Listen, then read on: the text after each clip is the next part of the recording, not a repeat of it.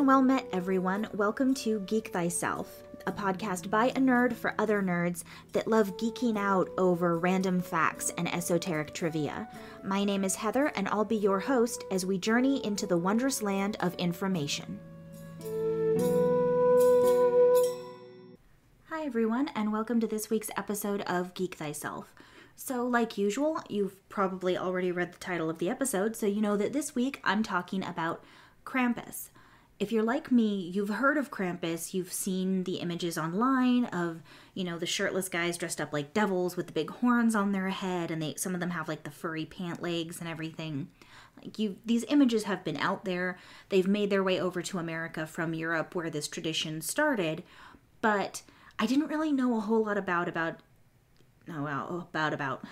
didn't know a whole lot about exactly where Krampus started from, what the origin was, or anything like that, and I was curious to find out more.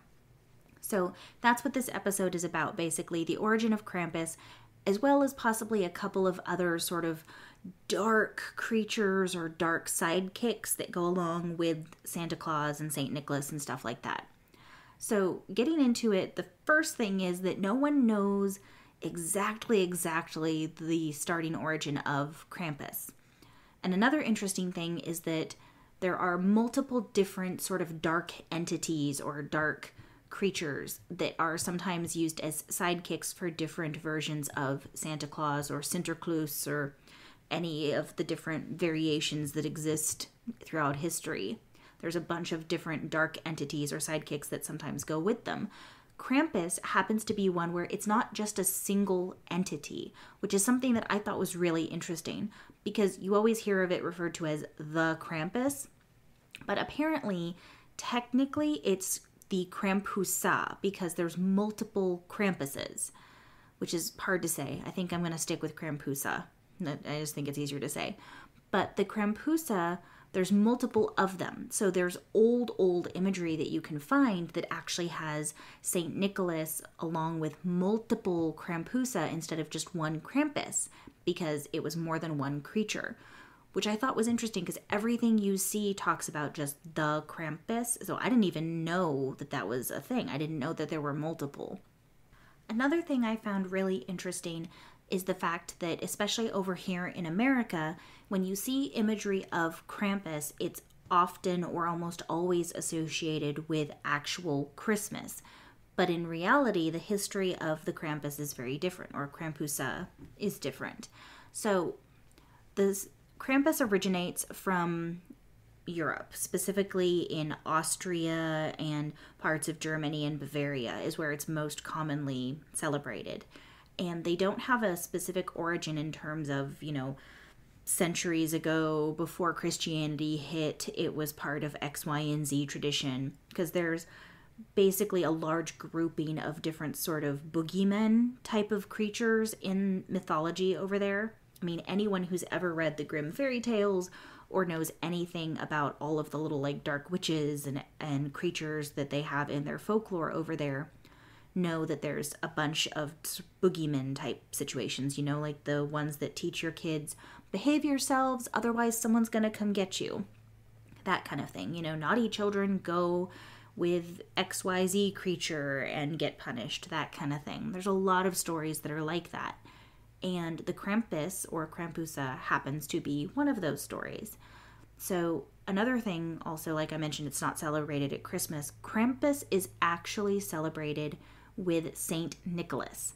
Not like jolly old St. Nick in the red coat and the white fur trim, but traditional St. Nicholas, who was a Catholic saint and was known for giving gifts to children. He was actually known also for giving gifts in stockings. So that's where our tradition of hanging stockings above the fireplace and everything sort of originates from, because he would put gifts in stockings. So there's that. But that specifically is who the Krampusa would travel with. Not jolly old St. Nick, not Santa Claus, not Sinterklaas, but specifically St. Nicholas, which is different than how it gets portrayed over here in America. Over in Europe, if there's anyone listening to me in Europe, hi, but also you probably are already aware of that fact, that Americans, like with other things, have twisted things around and it's getting portrayed not quite the way it's traditionally done. So St. Nicholas' feast days are the 5th and 6th of December. So technically, Krampusnacht already passed. Krampusnacht or Krampus Night is usually celebrated December 5th. Depending on the city you're in and everything, the celebrations might be happening on a different day entirely, but the traditional days are December 5th for Krampusnacht, and then December 6th is the Feast of St. Nicholas. So the idea behind the Krampus is that he was sort of a dark creature, and he's always described as looking sort of devilish, like the images we see online all the time. And he would travel either on Krampusnacht by himself, or sometimes it's portrayed him and St. Nicholas, but they would travel and they would visit children, and St. Nicholas would give gifts to the children who'd behaved themselves and been good that year, whereas the Krampus or the Krampusa, if multiple went with him, would punish the naughty children. And there's also some places where a Krampus-type creature or Krampus himself will do things like throw candy on the ground, and then when the kids go to pick it up, whip the children with like a switch. I'm assuming that if they're doing this in a celebration or something, that they're not actually doing it very hard. Probably like a light tap of like, oh look, the stick touched me, but not an actual swack. At least I hope that's what they're doing, because otherwise it's interesting.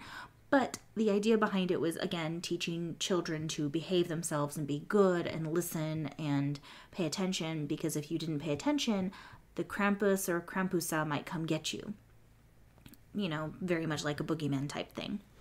And there's a lot of different variations that can be more regional depending on where you're from. There's actually even a Krampus type creature over here in the States, specifically celebrated in parts of Pennsylvania where there was a large Germanic settlement.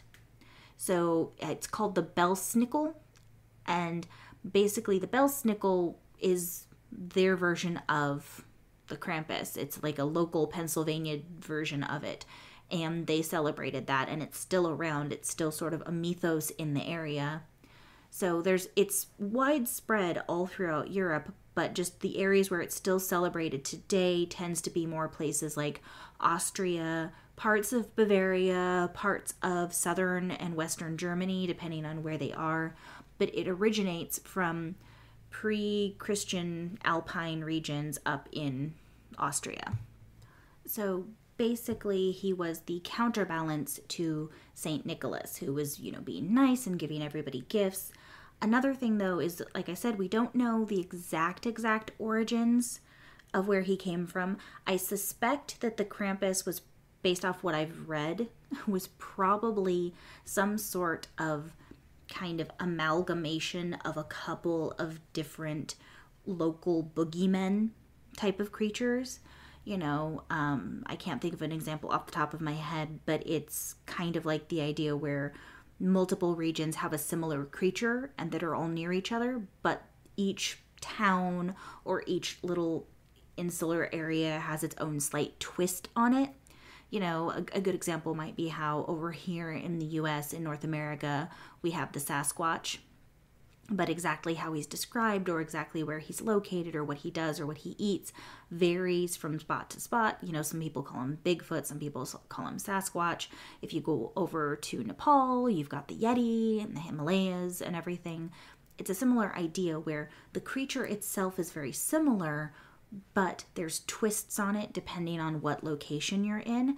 And I suspect that something like that is probably what started off the Krampus and Krampusa situation, especially since there's supposed to be possibly multiples of the Krampusa.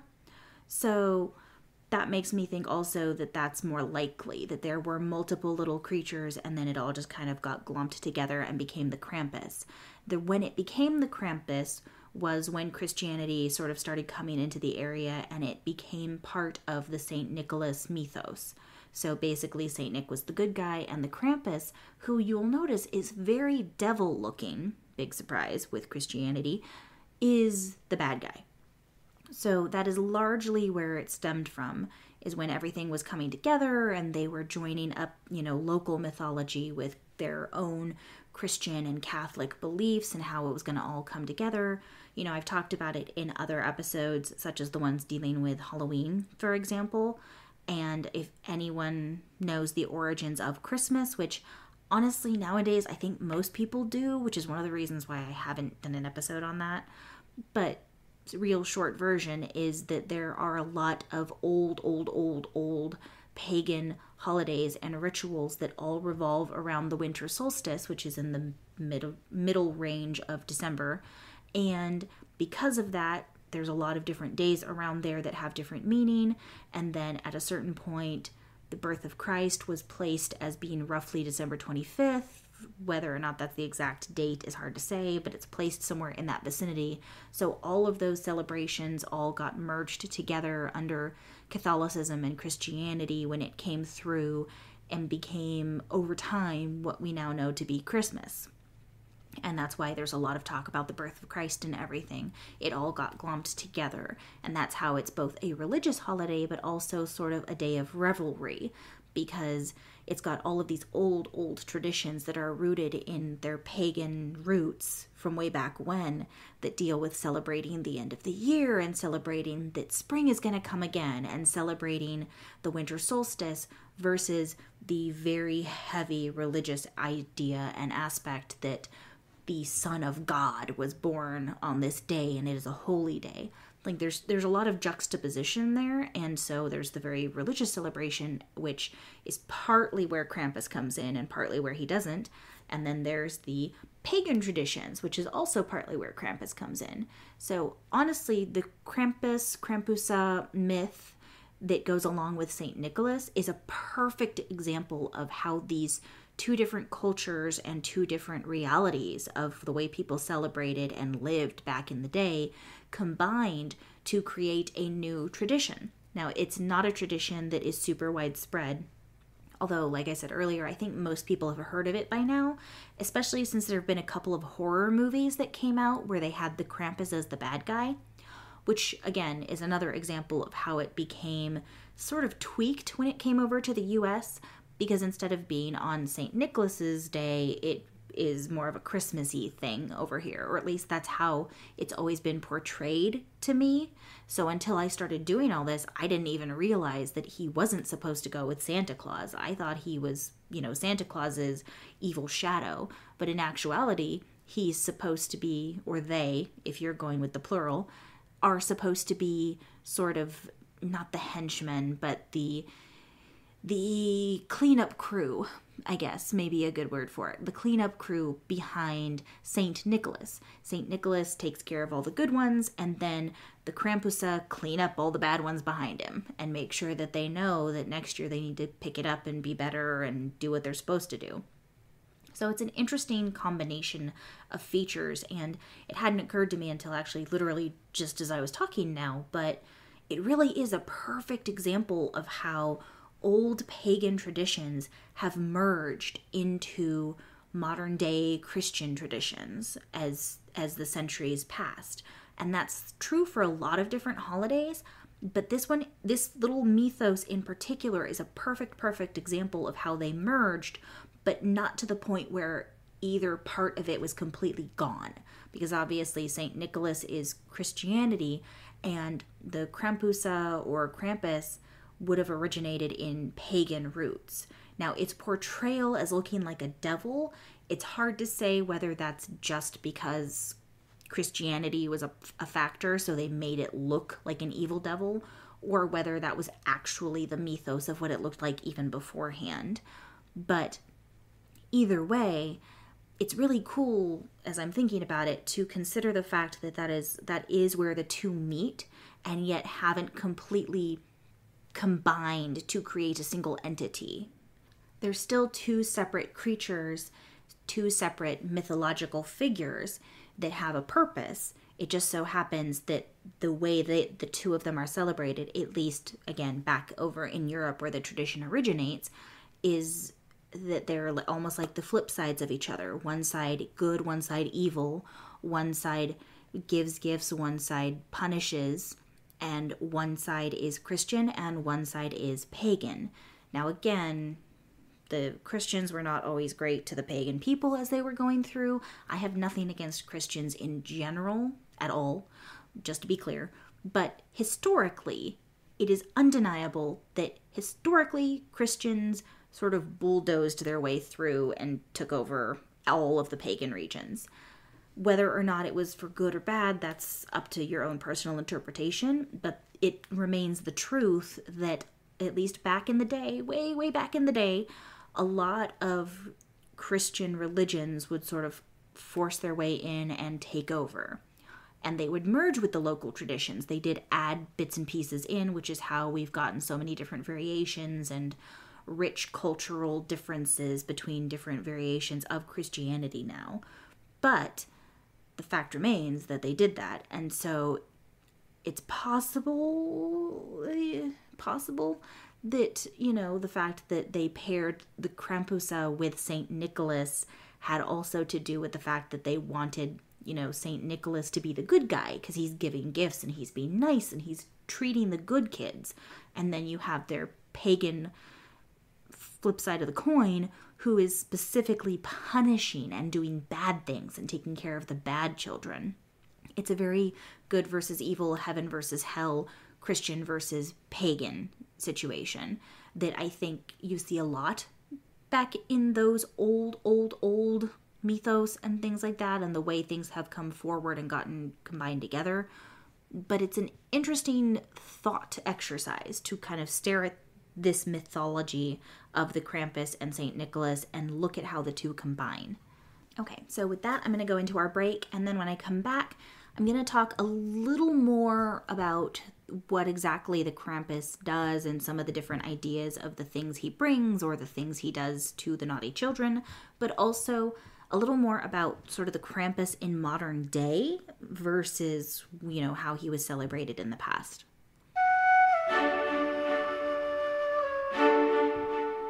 Okay, everyone, welcome to the mid-roll. So, first things first, I want to talk about World Anvil. I'm sure you guys have heard it a bunch by now, but I love World Anvil. It's an amazing world builder and a way to really flesh out and build up your world, whether it's for a novel you might be writing or for your D&D game with friends. It's a wonderful tool and I highly recommend you check it out. It is worldanvil.com. They're one of the sponsors of several of the shows here at Nerdsmith, a lot of the actual plays where we have D&D worlds we're trying to create or have some sort of RPG world we're trying to create, and all of the tools that are available on there are just amazing, and they make it so easy to flesh everything out and really make a rich feeling world from the tools they give you. It's fantastic, and I can't say enough about it. You should check it out. Again, that's worldanvil.com.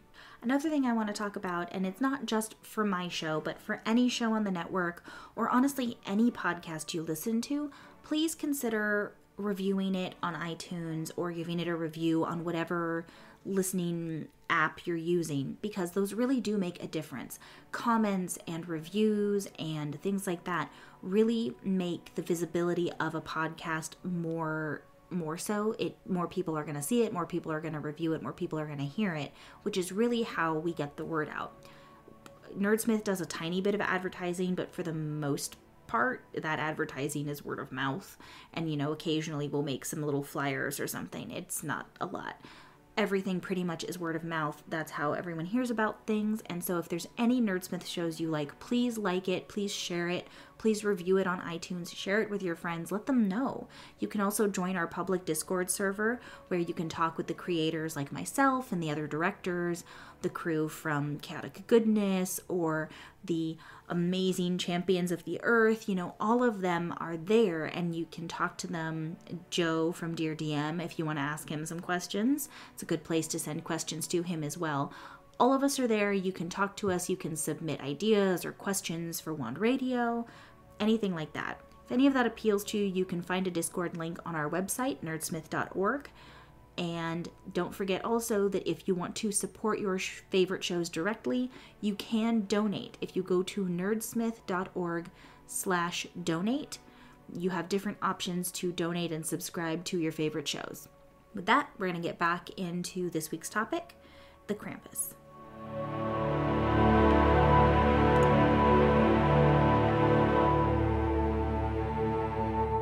Okay, so moving forward into sort of the modern age, the Krampus has gotten portrayed very differently from tradition, at least over here in the US.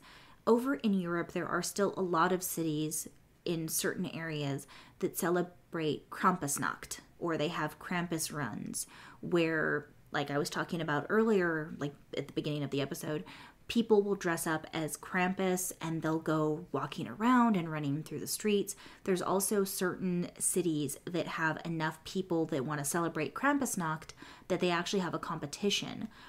One of the books I used, or well, the book, because the rest of my research, I Googled a lot of stuff and used Wiki, but the book I used for this episode is called The Krampus and Old Dark Christmas, Roots and Rebirth of the Folkloric Devil, written by Al Ridenour. It's Al, is A-L, and then his last name is Ridenour. And the book's available on Amazon on Kindle and also in paperback and I believe hardback if you want to check it out. It's actually really well written. I definitely recommend it if you have an interest in this subject, especially because he does sort of a lot of little bits and pieces of analysis. He's not talking strictly just about Krampus and nothing else. He brings in all of these different folklores that also exist in the area, things like the belsnickel that I mentioned, and there's also a term he uses called, I'm gonna butcher this, but percht, Percht, perked. I don't speak German at all, so I might not be saying that right in the slightest. But basically, it's the idea that there's, like I was talking about earlier, there's a lot of these sort of dark boogeymen type characters, and they sometimes get referred to as the perked. And they're often, not all of them, but there's some of them that are paired with more benevolent entities, things like St. Nicholas, for example. And honestly, there's even some areas where a different boogeyman type character is placed with a completely different Santa Claus type character. So there's variations even on Santa depending on which country you're going into and what their personal or their regional beliefs are. So as opposed to the very Americanized Santa Claus, you know, the Coca-Cola drinking Santa Claus with the red suit and the white trim and the big jolly face, there's also St. Nicholas, who's more of a religious figure. There's also things like Sinterklaas and Father Noel, and just all these different things. There's different tweaks on it depending on what region of the world you're in. And similarly, there are several different countries over in Europe and different regions in Europe that have their own version of a Krampus type figure. They're not all Krampus type figures. There's one that's sort of a witch. There's some that are less devil looking and more just like evil elf looking. There's a lot of different variations. I definitely recommend you check out the book if you want to hear about pretty much all of them, because he does a really good analysis. Again, it's called The Krampus and Old Dark Christmas, Roots and Rebirth of the Folkloric Devil by Al Ridenour. Another thing I like that he did actually is that, similar to what I was just talking about, he did sort of an analysis of how it's now part of the modern world. So there's all of these countries that have the different celebrations for Krampus, but there's also some that have actual runs, the Krampus runs on Krampusnacht, and what they'll do is they'll have different troops, they call them troops, of Krampusa. So like I was mentioning, there's multiples in a lot of the mythos. What'll happen, a big group of several different people who want to dress up as a Krampus will get together and create a troop, and then that troop also has like a St. Nicholas figure who will go up and talk and stuff like that. So he describes a festival, the author, Al Ridenour, describes a festival he went to where they were doing this in a town in Germany, and there were several different troops of Krampusa that came through, and each one had its own Saint Nick that went and spoke to the presenter and all of that stuff up on the stage, and then the different Krampusa troops would have big shows and do like stomping and jumping around and choreographed stuff, and they'd bow when St. Nicholas told them to do something, or kneel when St. Nicholas told them to do something, because that's part of the mythos also, is often that there's a lot of depictions of St. Nicholas having like a chain around the Krampus's neck and sort of leading him around with him. making it almost like St. Nicholas is choosing to bring around this punisher also. It's not like he just tags along. No. St. Nick is bringing the punishment along with the pleasure. It's just that he's not the one actually doling out the punishment. So that's interesting also. But they'll do this, and then there's also in certain towns, although it sounds like mostly just the town he went to, which I believe was Belstein in Germany. So they'll do these competitions where sometimes the Krampusa will fight each other. They don't obviously fight each other to actually injure each other. It's more like a wrestling match type of fighting. But they'll push each other around and stuff, and they'll stomp and posture and have this big show of it. And it's part of the festival, and it's something that people do every year. And they celebrate the traditions of what Krampus was supposed to be. So in some areas there will be people who dress up as Krampus, and like I was mentioning earlier, they'll throw candy on the ground, and then they'll smack children with a switch when they come to get the candy. Like I said earlier, though, I hope it's not hard. I hope it's like a tap, tap, tap, as opposed to swack, swack, swack, because I think we can all agree one is preferable. I mean, yeah, one is better than the other, especially when children are involved. But that is something that they'll sometimes do as well, depending on the town and how they celebrate. So there's a lot of different ways to do it, and it's going to vary depending on what region you're in. But because of this incredible imagery of all of these like groups of men or women and men dressed up as devils and stomping around and parading through the modern day streets, those images made their way online and then spread, of course, across the world to everyone. And anyone who hadn't already known about the mythos, saw these images or had access to these images, and it's interesting. It's different looking, and it's not something you normally would think of being associated with the Christmas season. Again, over here in North America, it often gets glomped into Christmas, but in reality should be beginning of December 5th and 6th. But because of the way it was presented and because of the time frame of the year, it gets sort of glomped into the holidays in general. And over here in America, there's been a lot of, not necessarily misconception, it's more like misinformation, which honestly doesn't probably surprise any of us, given the amount of media that we consume and the amount of changes people will make to old stories in order to make them more commercial. The Krampus is a perfect example. Random holiday on December 5th and 6th for St. Nicholas is not that commercialized. It's not something people are going to be like, oh yeah, I know that feast. Most people haven't even heard of it. But then you pull the Krampus and take them over to Christmas and say, oh no, it tags along with Santa Claus, or it's an evil Santa Claus. And suddenly everyone's like, oh, I know what you're talking about. Oh, wait, an evil Christmas Santa? Wait, what? Like, it just makes it more interesting. So because of things like that, it's gotten sort of twisted. And so over here in America, like I said, until I did this research, I just assumed that he came at Christmas. I assumed the Krampus came at Christmas. I assumed there was only one Krampus, because that's sort of the interpretation we've been given, is that there is one evil entity called Krampus, not multiple Krampusa, just one, which is different. And also, in some depictions in horror movies and things like that, he'll be wearing Santa's suit, the red suit with the white trim. So it really is like he's an evil Santa Claus, which of course is not the tradition, but that's just how it's been commercialized over here in the States. Another thing that's interesting is there are some stories out there, books that are horror-based or not horror-based, depending on what they are, that talk about variations of the origin of Krampus. So one of them happens to be Krampus the Yule Lord, and it's well written. It was on Amazon. I actually almost bought it because with that name, I thought, until I read the description, I thought it might have been a history book, but it's not. It's very much a novel. It's a fiction book. But it was very well received, and a lot of people liked it when it came out. And so what happened, though, in that book is that the story the author created was that the Krampus is the son of Loki. So he tied it into Norse mythology instead of Alpine pre-Christian mythology, which isn't accurate. Now, it is possible, especially with how far spread the Vikings were, and we're discovering, like I mentioned, they made it to North America. in a previous episode.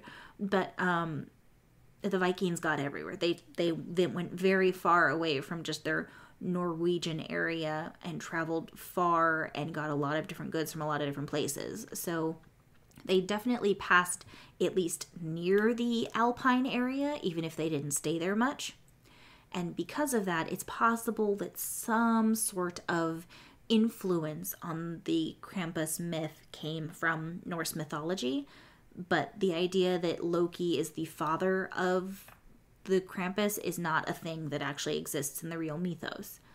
But because it was put into a book that was somewhat popular, there are groups of people who have glommed onto that as an idea.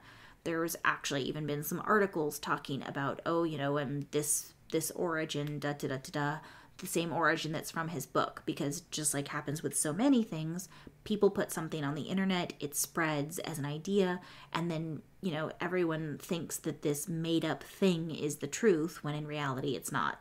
So, similar idea. We hear a lot of bits and pieces like that. But I think it's cool that modern day people are still celebrating the traditions of the actual holiday, like actual Krampus traveling around with St. Nicholas, not Santa Claus, but St. Nicholas on his feast days, and, teaching children a lesson, although I don't condone using a switch on children, just to be very, very clear. Not okay with that personally, but that's what the storyline goes with. And I think it's interesting that not only does it still exist in a, not pure form, because obviously it's changed a lot, but in a somewhat at least traditional form over in the originating countries, but then over here in the States, they've started to also have Krampus runs and Krampusnacht. So there are groups over here in the States that have started instituting these, again, around the holidays, and started doing Krampus runs, which I think is really cool. The author of the book I used, Al Ridenour, actually talks about how he and a friend have been sort of spearheading having LA Krampus runs, which I think is a fun idea. Would I personally ever want to dress up in all of that suit and get up and go running around and stomping up and down and growling at people? No, not at all. Would I think it's very interesting to watch? Absolutely. So I think it's cool that that is an option depending on your area. So I'm already over 30 minutes, so I'm going to do just a really quick summary of everything. But the basic summary is that Krampus is actually not just one entity. It's potentially multiple depending on the mythos you're using. So it's Krampusa if it's plural. Different countries have different variations of it depending on the region and their cultural beliefs in that area. And then on top of that, he doesn't traditionally travel with Santa Claus. He travels specifically with Saint Nicholas, and not even on Christmas, but on a completely different holiday around the feast of Saint Nicholas, the 5th and 6th of December. And the Krampus is not evil Santa Claus. He is actually his own mythological creature who is sort of a pagan, evil counterpoint to the Christian, good-facing St. Nicholas. So, again, I talked about it earlier, but you've got the juxtaposition of good versus evil, Christian versus pagan, gifts versus punishment, all of that sort of situation going on. It's really interesting, and if you enjoy a good sort of introspective read that has a lot of different analysis from different areas, I 100% recommend the book I used. It was really well written, it was easy to read, and there's a lot of really good information. And a fun thing, too, is he actually has some pictures in there. So there's pictures of different Krampus festival type situations, and there's also different pictures of masks and figurines that people have made over the centuries to go along with the Krampus mythos. So it's cool to look at those and see what some of the other ones are. And especially if you're interested in any of the variations of the Krampus that are regional and not called the Krampus, such as I mentioned, there's one that's more like a witch. If you're interested in those, he talks a lot more about those as well. This episode I just did was specifically about the Krampus, so I kind of mentioned them, but I didn't feel like I needed to focus on it. If you guys want to hear more about those, though, let me know, and I will try to make that another episode this holiday season. With that, I'm going to call this episode good, and I will talk to you guys next week. Please remember to check out all the other wonderful shows and productions that we have at nerdsmith.org. You can submit questions or topic suggestions to me on Twitter at amethyst_magic with a CK, or you can email me at geekthyself@nerdsmith.org. I'll be back next week with a new and interesting topic. Until then, don't forget to geek thyself.